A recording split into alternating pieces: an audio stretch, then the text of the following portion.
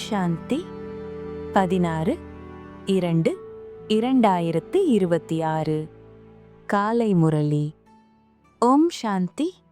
Pop தாதா, மதுபன். இனிமையான குழந்தைகளை, பிராணேஸ்வரன் தந்தை குழந்தைகளாகிய உங்களுக்கு உயிர்தானம், பிராணதானம் கொடுக்க வந்துள்ளார். உயிர்தானம் கிடைப்பது என்றால் தமோ பிரதானத்திலிருந்து சதோ பிரதானமாக ஆவதாகும்.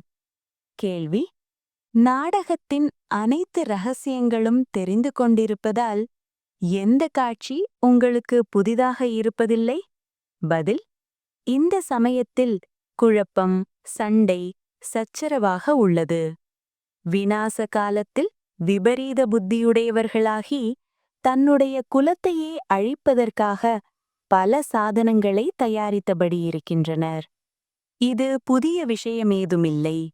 ஏனெனில் இந்த உலகம் மாறித்தான் ஆக வேண்டும் என நீங்கள் அறிவீர்கள். மகாபாரத சண்டைக்குப் பிறகுதான் நம்முடைய புதிய உலகம் வரும். பாடல். இன்று அதிகாலையில் யார் வந்தது? ஓம் சாந்தி. அதிகாலையில் யார் வந்து முரளியை வாசிப்பது? உலகமோ முற்றிலும் அடர்ந்த கரும் இருளில் உள்ளது. ஞானக்கடல் பதித பாவனர் பிராணேஸ்வரன் தந்தையிடமிருந்து நீங்கள் இப்போது முரளியை கேட்டுக்கொண்டிருக்கிறீர்கள். அவர் பிராணனை காப்பாற்றக்கூடிய ஈஸ்வரன். ஈஸ்வரா, இந்த துக்கத்திலிருந்து காப்பாற்றுங்கள் என்று அழைக்கின்றனர் அல்லவா? அவர்கள் எல்லைக்குட்பட்ட உதவியை கேட்கின்றனர். இப்போது குழந்தைகளாகிய உங்களுக்கு எல்லைக்கப்பாற்பட்ட உதவி கிடைக்கிறது. ஏனெனில் எல்லைக்கப்பாற்பட்ட தந்தை அல்லவா? ஆத்மாவும் குப்தமானது என்பதை நீங்கள் அறிவீர்கள். குழந்தைகளின் சரீரம் காணக்கூடியதாக உள்ளது. குழந்தைகளுக்கு தந்தையின் ஸ்ரீமத் உயர்ந்த வழி கிடைக்கிறது. அனைத்து சாஸ்திரங்களிலும் உயர்வான கீதை புகழ்வாய்ந்தது. அதில் பெயர் மட்டும் ஸ்ரீகிருஷ்ணர் என போட்டுவிட்டனர். ஸ்ரீமத் பகவானுடைய மகா வாக்கியம் என இப்போது நீங்கள் அறிவீர்கள். பிரஷ்டாச்சாரியிலிருந்து ஸ்ரேஷ்டாச்சாரியாக, தாழ்வான நிலையிலிருந்து உயர்வானவர்களாக ஆக்கக்கூடியவர் ஒரு தந்தைதான் ஆவார் என்பதையும் புரிந்து கொண்டீர்கள். அவர்தான் நரனிலிருந்து நாராயணராக ஆக்குகிறார். சத்யநாராயணரின் கதையும் உள்ளது. அமரகதை பாடப்படுகிறது. அமரபுரியின் எஜமானனாக ஆக்குவது அல்லது நரனிலிருந்து நாராயணராக ஆக்குவது விஷயம் ஒன்றுதான். இது மரணலோகமாகும். பாரதம்தான் அமரபுரியாக இருந்தது. இது யாருக்கும் தெரியாது. இங்குதான் அமரனாகிய பாபா பார்வதியருக்குச் சொன்னார். ஒரு பார்வதியோ அல்லது ஒரு திரௌபதியோ இருக்கவில்லை. நிறைய குழந்தைகள் இதனை கேட்டுக்கொண்டிருக்கின்றனர். சிவபாபா பிரம்மாவின் மூலம் சொல்கிறார். நான் பிரம்மாவின் மூலம் இனிமையில் இனிமையான குழந்தைகளுக்கு புரிய வைக்கிறேன் என தந்தை சொல்கிறார். குழந்தைகள் கண்டிப்பாக ஆத்ம அபிமானியாக ஆக வேண்டும் என தந்தை புரிய வைத்திருக்கிறார். தந்தைதான் அப்படி ஆக்க முடியும். ஆத்மாவை குறித்த ஞானமுள்ள மனிதர்கள் உலகில் யாரும் இல்லை. ஆத்மாவின் ஞானமே இல்லாதபோது பரமாத்மாவின் ஞானம் எப்படி இருக்கும்? ஆத்மாக்களாகிய நாமே பரமாத்மா என சொல்லிவிடுகின்றனர். எவ்வளவு பெரிய தவறில் உலகம் மாட்டிக்கொண்டிருக்கிறது! முற்றிலுமே கல்புத்தியாக உள்ளனர். வெளிநாட்டினரும் கூட கல்புத்தியில் குறைந்தவர்கள் இல்லை என்பதும் கூட அவர்களுக்கு புத்தியில் வருவதில்லை. ஆக இந்த சமயத்தில் புத்தி எதற்கும் உதவாததாக உள்ளது. தனது விநாசத்தையே செய்து கொள்வதற்காக அனைத்து ஏற்பாடுகளும் செய்து கொண்டிருக்கின்றனர். குழந்தைகளாகிய உங்களுக்கு இது ஏதும் புதிய விஷயமில்லை. நாடகத்தின்படி அவர்களுடைய நடிப்பும் உள்ளது என அறிவீர்கள். நாடகத்தின் பந்தனத்தில் கட்டப்பட்டுள்ளனர். கல்புத்தி இல்லாவிட்டால் இப்படிப்பட்ட காரியம் செய்வார்களா? முழு குலத்தையும் நாசம் செய்து கொண்டிருக்கின்றனர். என்னதான் செய்து கொண்டிருக்கின்றனர்? அதிசயமாக உள்ளதல்லவா? இன்று அமர்ந்தபடியே சரியாக இருக்கிறார்கள். நாளை இராணுவத்தில் கட்டுப்பாடு குறைந்து போய்விட்டால் ஜனாதிபதியையே கொன்றுவிடுகின்றனர். இப்படிப்பட்ட விபரீதங்கள் நடந்தபடி இருக்கின்றன. யாருக்கும் சகித்துக் கொள்ள முடிவதில்லை. சக்தி வாய்ந்தவர்களாக இருக்கின்றனர் அல்லவா? இன்றைய உலகில் குழப்பம், சண்டை, சச்சரவுகள் அதிகமாக உள்ளது. கல்புத்தியுடையவர்களும் நிறைய பேர் இருக்கின்றனர். விநாச காலத்தில் தந்தையிடம் யார் அன்பற்ற புத்தியாக உள்ளனரோ அவர்களுக்கு விநாசம் என்று பாடப்பட்டுள்ளது. இப்போது இந்த உலகம் மாற வேண்டியுள்ளது. மகாபாரத சண்டை ஏற்பட்டது என்பதையும் கூட அறிவீர்கள். தந்தை ராஜயோகம் கற்பித்திருந்தார். சாஸ்திரங்களில் முழு விநாசத்தை காட்டிவிட்டனர். ஆனால் முழு விநாசம் ஆகாது. அப்படியானால் பிரளயம் ஏற்பட்டுவிடும். மனிதர்கள் யாரும் இருக்க மாட்டார்கள். 5 தத்துவங்கள் மட்டும் மிகுந்திருக்கும். அப்படி ஆக முடியாது. பிரளயம் ஏற்பட்டுவிட்டால் பிறகு மனிதர்கள் எங்கிருந்து வருவார்கள்? ஸ்ரீகிருஷ்ணர் விரல் சூப்பியபடி ஆல இலையின் மீது கடலில் வந்தார் என காட்டுகின்றனர். பாலகன் எப்படி அதுபோல் வர முடியும்? சாஸ்திரங்களில் இதுபோன்ற விஷயங்களை எழுதிவிட்டுள்ளனர். கேட்கவே வேண்டாம். இப்போது குமாரிகளாகிய உங்கள் மூலம் இந்த வித்வான்கள் பீஷ்ம பிதாமகர் முதலானவர்களின் மீதும் கூட ஞான அம்புகள் விடப்படுகின்றன. போக போக அவர்களும் கூட வருவார்கள். எவ்வளவுக்கெவ்வளவு நீங்கள் சேவையில் தீவிரமாக இருக்கிறீர்களோ, தந்தையின் அறிமுகத்தை அனைவருக்கும் கொடுத்தபடி இருக்கிறீர்களோ, அந்தளவு உங்களுடைய தாக்கம், பிரபாவம் அதிகரிக்கும். ஆம், தடைகளும் ஏற்படும். இந்த ஞான யஜ்ஞத்தில் அசுர சம்பிரதாயத்தவரின் தடைகள் அதிகம் ஏற்படும் என்பதும் கூட பாடப்பட்டுள்ளது. அப்படியென்றால் என்ன என்பது பாவம் கல்புத்தி மனிதர்களுக்கு தெரியாது. இவர்களின் பிரம்மா குமாரிகளின் ஞானமே தனிப்பட்டதாக இருக்கிறது என சொல்வார்கள். இது புதிய உலகிற்கான புதிய விஷயங்கள் என்பதும் கூட நீங்கள் புரிந்துள்ளீர்கள். இந்த ராஜயோகத்தை உங்களுக்கு வேறு யாரும் கற்பித்தர முடியாது. ஞானம் மற்றும் யோகத்தை தந்தைதான் கற்றுக் கொடுத்து கொண்டிருக்கிறார். சத்கதியை அளிக்கும் வள்ளல் ஒரு தந்தையே ஆவார். அவர்தான் பதித பாவனர். எனபோது கண்டிப்பாக பதிதர்களுக்குத்தான் ஞானத்தை கொடுப்பாரல்லவா? நாம் தங்க புத்தியாக ஆகி பாரஸ்நாத்தாகிறோம் என குழந்தைகளாகிய நீங்கள் புரிந்து கொள்கிறீர்கள். பாரதம் தங்கயுகம், சத்தியுகமாக இருந்தது. மனிதர்கள் எவ்வளவு கோவில்களை கட்டியுள்ளனர்? ஆனால் அவர்கள் அந்த மூர்த்திகள் யார், என்ன செய்து சென்றார் என்பதின் அர்த்தத்தை கொஞ்சமும் புரிந்து கொள்வதில்லை. பாரஸ்நாத்தரின் கோவிலும் உள்ளது. ஆனால் யாருக்கும் தெரியாது. பாரதம் பாரஸ்புரியாக இருந்தது. தங்கம், வைர வைடூரியங்களாலான மாளிகைகள் இருந்தன. நேற்றைய விஷயமாகும். அவர்கள் ஒரு சத்தியுகத்திற்கு லட்சக்கணக்கான வருடங்கள் என சொல்லிவிடுகின்றனர். இல்லை, முழு நாடகமும் 5000 வருடங்கள் உடையது என தந்தை சொல்கிறார். ஆகையால் இன்றைய பாரதம் எப்படி உள்ளது, நேற்றைய பாரதம் எப்படி இருந்தது என்று ஒப்பிடப்படுகிறது. இல்லை, லட்சக்கணக்கான வருடங்கள் என்றால் யாருடைய நினைவிலும் இருக்க முடியாது. குழந்தைகளாகிய உங்களுக்கு இப்போது நினைவு கிடைத்துள்ளது. பாபா ஒவ்வொரு 5000 வருடங்களுக்குப் பிறகு வந்து நமக்கு நினைவூட்டுகிறார் என அறிவீர்கள். இந்த லக்ஷ்மி நாராயணரின் ராஜ்யம் எப்போது இருந்தது, எவ்வளவு வருடங்கள் ஆகியுள்ளது என யாரிடமாவது கேட்டால் இல்லை, லட்சக்கணக்கான வருடங்கள் என சொல்லிவிடுவார்கள். இது 5000 வருடங்களின் விஷயம்தான் என நீங்கள் புரிய வைக்க முடியும். கிறிஸ்துவுக்கு இத்தனை வருடங்களுக்கு முன்னர் ஸ்வர்க்கம் இருந்தது என சொல்லவும் செய்கின்றனர். பாகா வருவதே பாரதத்தில்தான். பாபாவின் ஜெயந்தி கொண்டாடுகின்றனர் என்றால் கண்டிப்பாக ஏதோ செய்து சென்றிருப்பார் என்பதும் கூட குழந்தைகளுக்கு புரிய வைத்திருக்கிறார். பதித பாவனர் எனபோது கண்டிப்பாக வந்து தூய்மையாக்குவார்.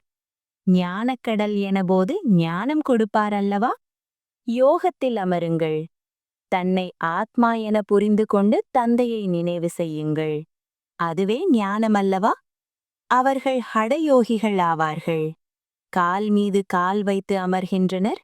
என்னென்னவெல்லாம் செய்கின்றனர். தாய்மார்களாகிய நீங்கள் அப்படி செய்ய முடியாது.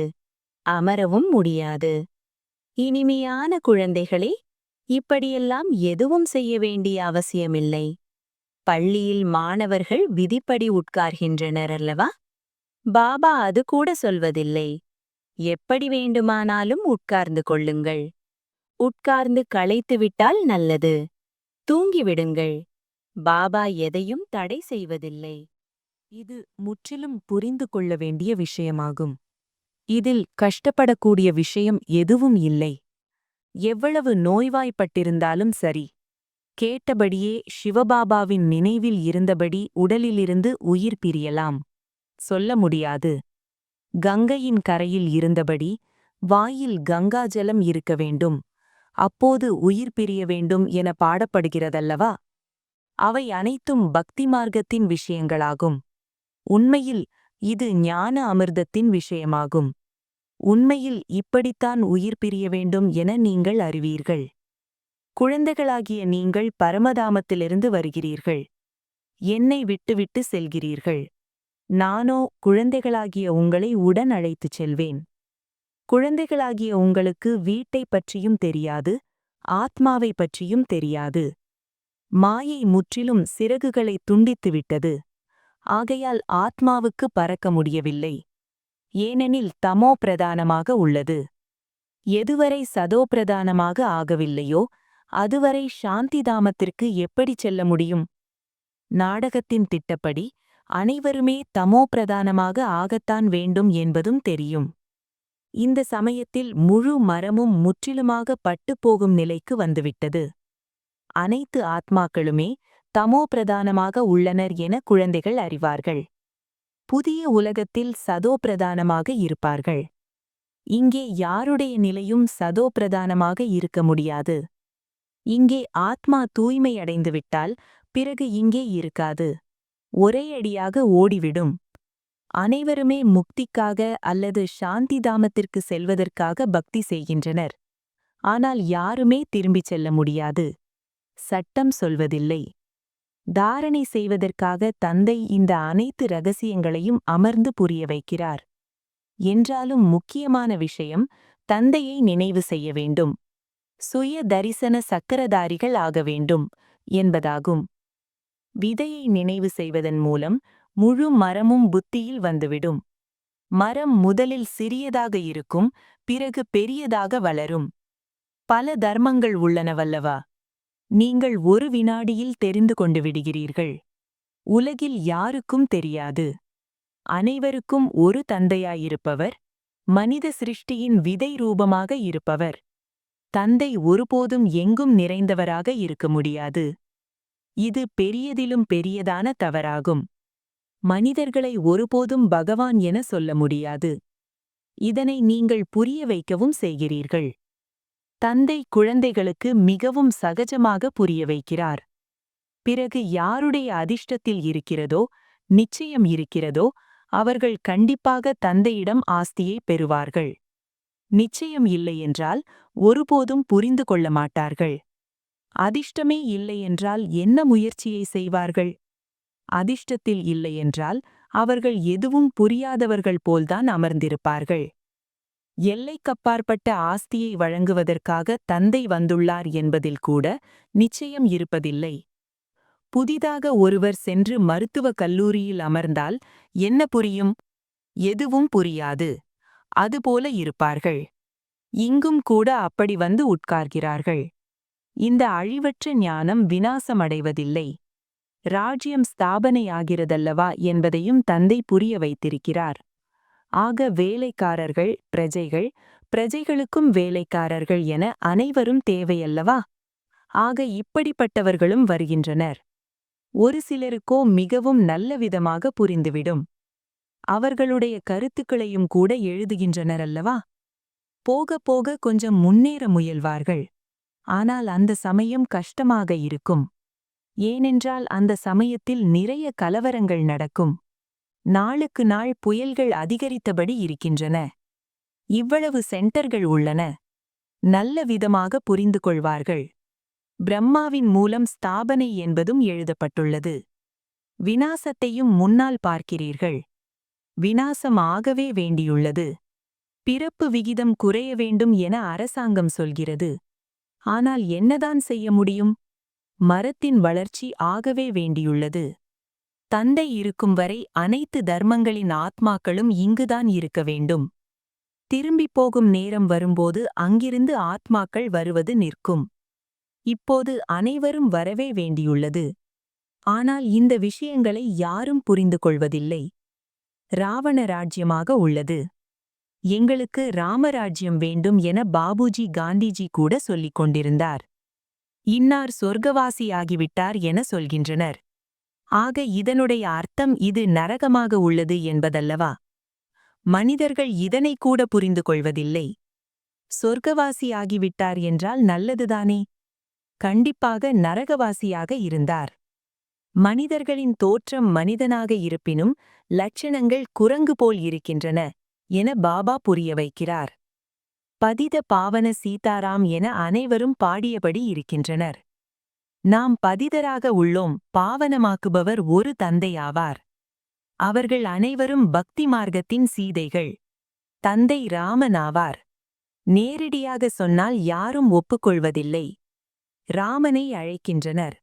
இப்போது குழந்தைகளாகிய உங்களுக்கு தந்தை மூன்றாம் கண்ணை கொடுத்திருக்கிறார். நீங்கள் வேறொரு உலகில் இருப்பது போல் இருக்கிறீர்கள். பழைய உலகில் என்னென்னவெல்லாம் செய்தபடி இருக்கின்றனர். இப்போது நீங்கள் புரிந்து கொள்கிறீர்கள். குழந்தைகளாகிய நீங்கள் புரியாதவரிலிருந்து புரிந்தவர்களாக ஆகியுள்ளீர்கள். ராவணன் உங்களை எவ்வளவு முட்டாள்களாக ஆக்கிவிட்டான். இந்த சமயத்தில் அனைத்து மனிதர்களும் தமோ பிரதானமாகிவிட்டுள்ளதால் தந்தை வந்து சதோ பிரதானமாக ஆக்குகிறார் என தந்தை புரிய வைக்கிறார். தந்தை சொல்கிறார், நீங்கள் தன்னுடைய சேவையையும் செய்யுங்கள். ஒரு விஷயத்தை மட்டும் நினைவு வையுங்கள். தந்தையை நினைவு செய்யுங்கள். தமோ பிரதானத்திலிருந்து சதோ பிரதானமடைவதற்கான வழியை வேறு யாரும் சொல்ல முடியாது. அனைவரின் ஆன்மீக மருத்துவர் ஒருவரே ஆவார். அவர்தான் வந்து ஆத்மாவுக்கு ஞான ஊசி போடுகிறார். ஏனெனில் ஆத்மாதான் தமோ பிரதானமாகியுள்ளது. தந்தை அழிவற்ற சர்ஜன் என சொல்லப்படுகிறார். இப்போது ஆத்மா சதோ பிரதானத்திலிருந்து தமோ பிரதானமாகியுள்ளது. இதற்கு ஊசி போட வேண்டும். தந்தை சொல்கிறார், குழந்தைகளே, தன்னை ஆத்மா என புரிந்து கொண்டு தனது தந்தையை நினைவு செய்யுங்கள். புத்தியின் தொடர்பை மேலே பரந்தாமத்தில் ஈடுபடுத்துங்கள். வாழ்ந்தபடியே தூக்கில் தொங்குவது போல, அதாவது புத்தியின் யோகத்தை இனிமையான வீட்டின் மீது ஈடுபடுத்துங்கள். நாம் இனிமையான அமைதி நிறைந்த வீட்டிற்கு செல்ல வேண்டும். நிர்வாணதாமம் இனிமையான வீடு எனப்படுகிறது. நல்லது. இனிமையிலும் இனிமையான, காணாமல் போய் கண்டெடுக்கப்பட்ட செல்ல குழந்தைகளுக்கு தாயும் தந்தையுமான பாப்தாடாவின் அன்பு நினைவுகளும் காரை வணக்கமும். ஆன்மீக குழந்தைகளுக்கு ஆன்மீக தந்தையின் நமஸ்காரம். தாரணைக்கான முக்கிய சாரம். 1. இந்த பழைய உலகம் விநாசமாக இருக்கிறது என்பதால் இதிலிருந்து தன்னைத்தான் விடுபட்டவர்களாக புரிந்து கொள்ள வேண்டும். மரத்தின் வளர்ச்சியுடன் கூடவே வரக்கூடிய தடைகள் எனும் புயல்களைக் கண்டு பயப்படக்கூடாது. கடந்து செல்ல வேண்டும். 2. ஆத்மாவை சதோப்பிரதானமாக்குவதற்காக தனக்கு ஞான யோகத்தின் ஊசியை போட்டுக்கொள்ள வேண்டும். தனது புத்தியின் தொடர்பை இனிமையான வீட்டின் மீது ஈடுபடுத்த வேண்டும். வரதானம். முதலில் நீங்கள் எனும் பாடத்தின் மூலம் கிரீடதாரியாகும் புத்திசாலியாகுக. பாப்தாதா தன்னை கீழ்ப்படியும் சேவகன் என சொல்வது போல, சேவகன் எனும்போதே கிரீடதாரி ஆகிவிடுகின்றனர். அவ்வாறே குழந்தைகள் நீங்களும் பணிவுடன் பிறருக்கு உயர் பதவி கொடுத்துவிடுங்கள். பிறரை ஆசனத்தில் அமர்த்தினால் அவர் இறங்கி தானாகவே உங்களை ஆசனத்தில் அமர்த்திவிடுவார். மாறாக நீங்கள் அமர நினைத்தால் அவர் அமரவிடமாட்டார். எனவே அமர்த்துவதே அமர்வதாகும். எனவே முதலில் தாங்கள் எனும் பாடத்தை உறுதி செய்யுங்கள். அப்போதே சம்ஸ்காரமும் எளிதில் இணையும். கிரீடதாரியும் ஆகிவிடலாம். இதுவே புத்திசாலியாகக்கூடிய வழியாகும். இதில் முயற்சியும் இல்லை, பலனும் அதிகம். ஸ்லோகன். அவ்யக்த நிலையை அனுபவம் செய்ய உள்முகமாகவும் ஏகாந்தவாசியாகவும் ஆகுக. அவ்யக்த சமிக்ஷை. ஒற்றுமை மற்றும் நம்பிக்கை எனும் சிறப்புகள் மூலம் வெற்றி நிரம்பியவராகுக. இதுவரையிலும் ஒவ்வொரு மலரும் அவரவர்கள் வர்ணங்களின் அழகை காண்பிக்கின்றனர். ஆனால் பூச்செடாகும் போதே நறுமணம் கழம்பும் சக்தியும் வெளிப்படும். அப்போதே இந்த குழுவின் சக்தியால் பரமாத்மாவின் வெளிப்பாட்டிற்கு நிமித்தமாவீர்கள். இப்போது அவரவர் தனித்தனியே இருப்பதால் முயற்சி அதிகம் தேவைப்படுகின்றது. ஆனால் குழுவில் ஒருமித்த கருத்துடன் செயல்பட்டால் முயற்சி குறைவாகும், வெற்றி அதிகரிக்கும். ஓம் சாந்தி.